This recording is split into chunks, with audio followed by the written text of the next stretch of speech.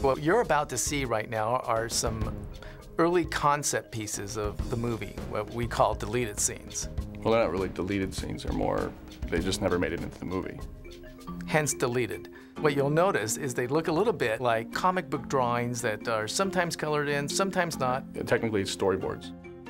Storyboards, but you actually get to hear some voices. Scratch voices, sometimes you have the original actor reading the lines, and sometimes it's just some actor that is putting a voice in its place. And this way we can get some idea of how the movie's going to play.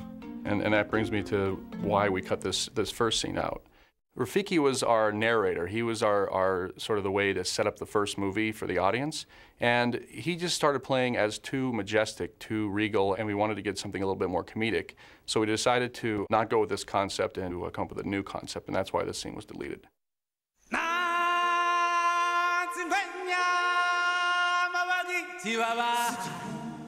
Now these are reminiscent of Rafiki's Simba drawing, and these are just all the other animals on the way to the Circle of Life. It was a glorious sight. Old Rafiki could hardly believe his eyes. All the animals on the move, coming together from the four winds. Who could forget a day like that? Everybody came to celebrate the birth of Simba, Mufasa's boy. You see, it was the circle alive. What? What's that you say? Oh, you've heard all this before, yeah? You think you know this story? You don't know the half of it. So here's another version of the opening that we tried that we thought was going to be funnier. But actually, it was funnier, but what happened is it got too complicated, so we abandoned this idea also, and then we ended up going on with the silhouettes. Here we are with the first scene from Lion King 1, only what we did is extended it, and we have more of the animals. And there's Rafiki's tree. We then cut into the inside of Rafiki's tree, and we see the old drawing that Rafiki did of Simba. And the famous Simba drawing sets up his tree. And here we are inside of Rafiki's tree. This was a device to sort of set up the first movie and explain how Timon and Pumbaa fit in. And they're up there in Rafiki's tree looking at Rafiki's masterpiece of the first movie, and here we go. I gotta tell you, Timon, that song always gets me right here. Really brings back the memories, doesn't it, Pumbaa? Yeah. Oh, look, it's the presentation of baby Simba.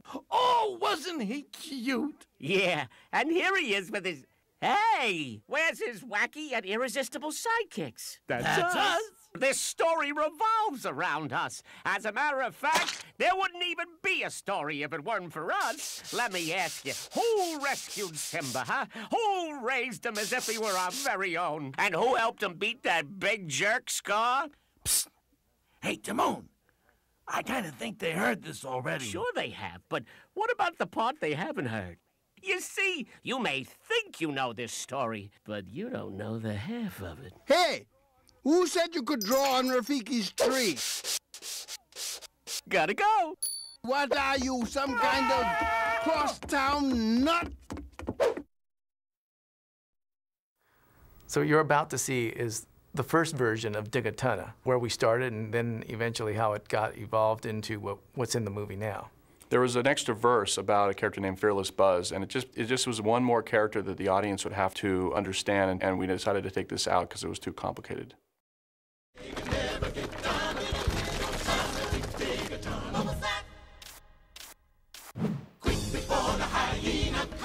Sing the ballad of Fearless Buzz. Bravest meerkat there ever was. Said no meerkat should have to hide. Wiped his paws off and went outside. Fought a fearsome hyena back. Beat him till he was blue and black. But forgot hyenas roam in the pack. Meerkat brave equals meerkat snack. Dig a ton, dig a ton, dig a ton, and it's done. You dig a big a ton, dig a little dig a ton, dig a ton. What was that? So this is an early sequence where Timon was younger and had a father in the movie.